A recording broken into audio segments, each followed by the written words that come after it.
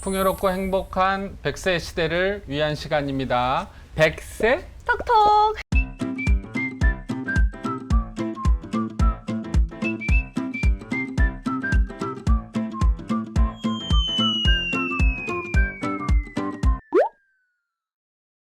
(2020년에) 네. 가족 간 상속 분쟁 건수가 어느 정도나 될 것 같아요? 글쎄요. 근데 생각보다는 꽤 많을 것 같아요. 많게 이야기해 보세요. 어느 정도까지 될까요? 수치요? 한 몇백 건? 네.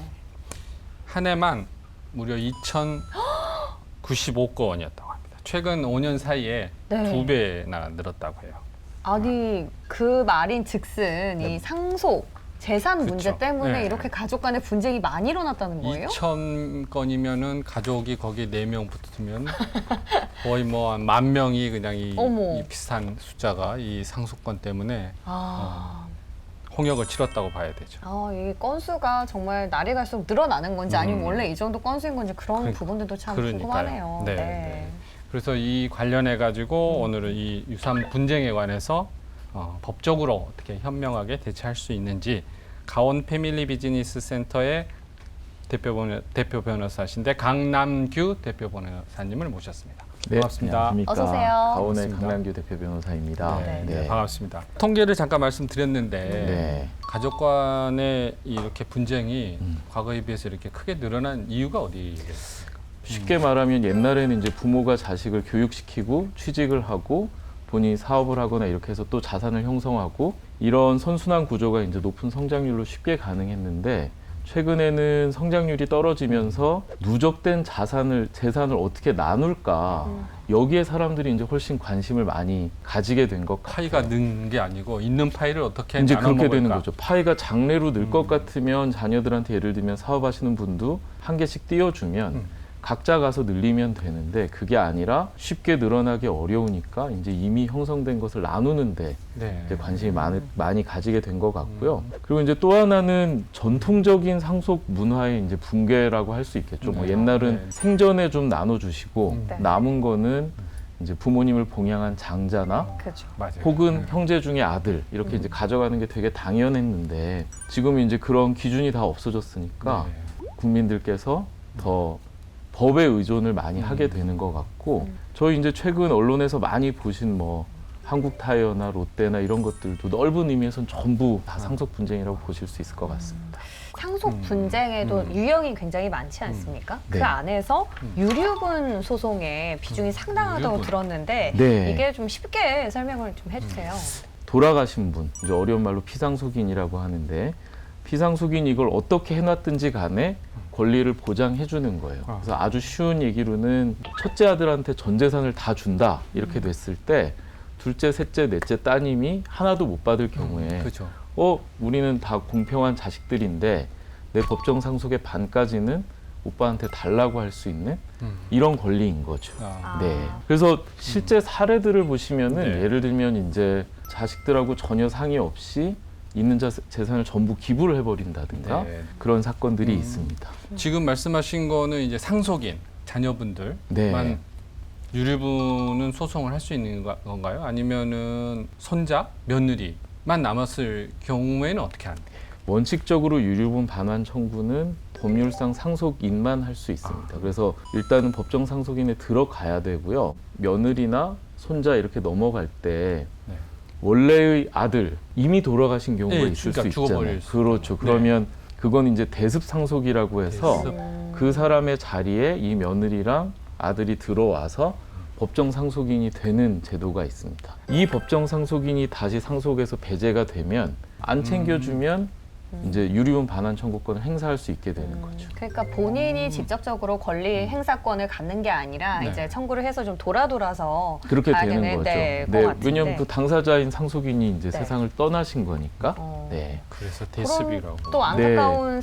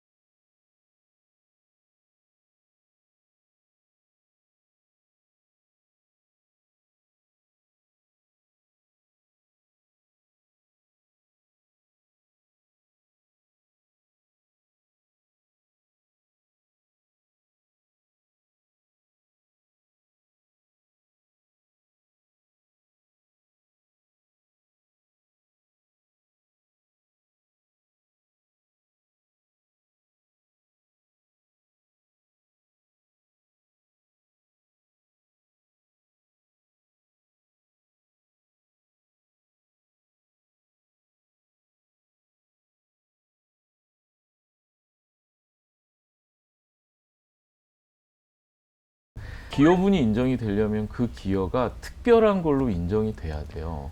법률 용어 자체가 특별히라고 돼 있으니까 네. 일반적으로 가이드를 갖기는 어렵고 결국은 법원에 가서 판단을 받게 되는 경우들이 많죠. 이 상속 때문에 가족이 풍지박산 나기도 네. 한다는 이야기 듣고 저는 뭐 다행인지 불행인지 모르겠지만 그럴 일이 없을 것 같은데 외동이세요, 박사님? 받을 상속분이 별로 없어서 분이 없어서 네.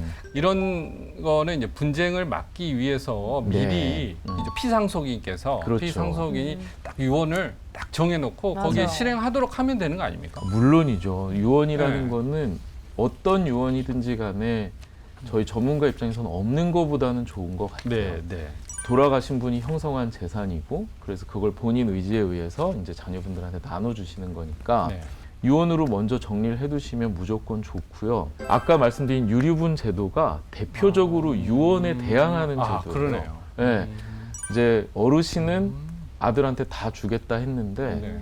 둘째나 셋째 따님이나 이런 분들이 유류분을 청구하게 되니까 유언으로 그 유류분 청구가 다 프로텍션 되지 않는 거죠. 유언이란 게 이제 첫 번째 갖는 한계점이 유류분 반환 청구권에 대해서 방어가 안 된다는 게 있고요. 네. 내 생각과 다른 거죠. 네, 네. 그다음에 유언이 가지는 이제 두 번째 큰 결함은 경직성이에요. 유언이라는 거는 돌아가시고 개봉이 되잖아요. 네. 네. 그러면은 본인한테 진짜로 물어볼 이렇게 수가 쓰셨냐라고 물어볼 수가 없기 때문에 네. 정확하신 말씀이세요. 그거를 엄격한 형식에 의해서 요건을 법에 다 적어놨습니다. 공증인하고 네, 뭐 맞습니다. 이렇게 해야 증인 되나? 2명에 뭐 요새는 저도 이제 증인으로 여러 번 참여를 했습니다만은 유언하시는 쓰시는 거를 다 녹화를. 찍어버려요. 아. 왜냐하면 이제 너무 이론의 여지가 많으니까. 그러니까 형식이 엄격하다는 건 한편으로는 좋아 보이지만 다른 한편으로는 분쟁이 많다는 거거든요. 그래서 유언 신탁을 활용하는 그렇습니다. 방법이 있는 걸로 아는데 네, 잠깐만 네. 소개를 간단히 해주세요. 이게 이제 신탁이라는 게 사실 우리나라에는 소개된 지는 오래되지 않았고 국민들은 잘 모르는 개념이에요. 우리 자산가 분들이 네, 흔히 아는 건 이제 명의신탁 정도 이름을 맡겨놨다 이렇게. 근데 이제 신탁이라는 거는 영미에서 발달한 개념이고 네. 재산을 내가 믿는 수탁자한테 옮겨놓고 실질적인 재산권은 살아생전에 내가 그대로 행사하는 거예요.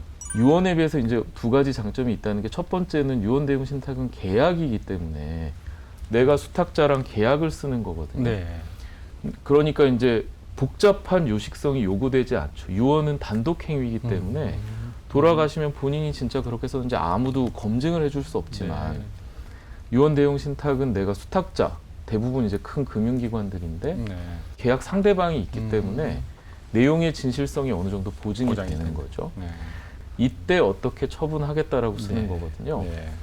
근데 유언 대용 신탁은 예를 들면 부동산, 상업용 부동산 같은 경우에 원본, 건물 자체랑 거기서 나오는 임대료 이런 거를 다 쪼개가지고 세팅을 할 수 있어요. 아, 당신 살아생전에는 본인이 사셔야 되니까 상가 임대료는 내가 계속 받고 그러니까 일수익자가 되는 거죠. 네.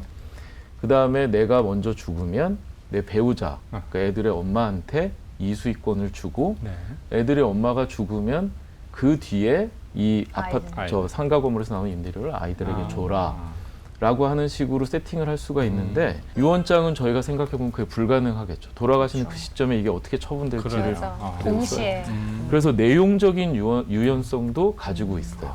한 가지 첨언해 드릴 게 유류분 반환 청구권하고의 관계에서 네.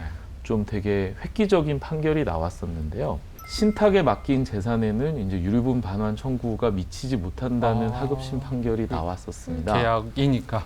그렇죠. 네. 물론 그 사건은 굉장히 좀 특수한 사정들이 있었어요. 유류분 반환 청구를 하신 분들이 좀 악의적인 상속인들이었고 네, 네. 유류분 반환 청구 제도의 이제 제일 큰 허점이 그런 부분이거든요.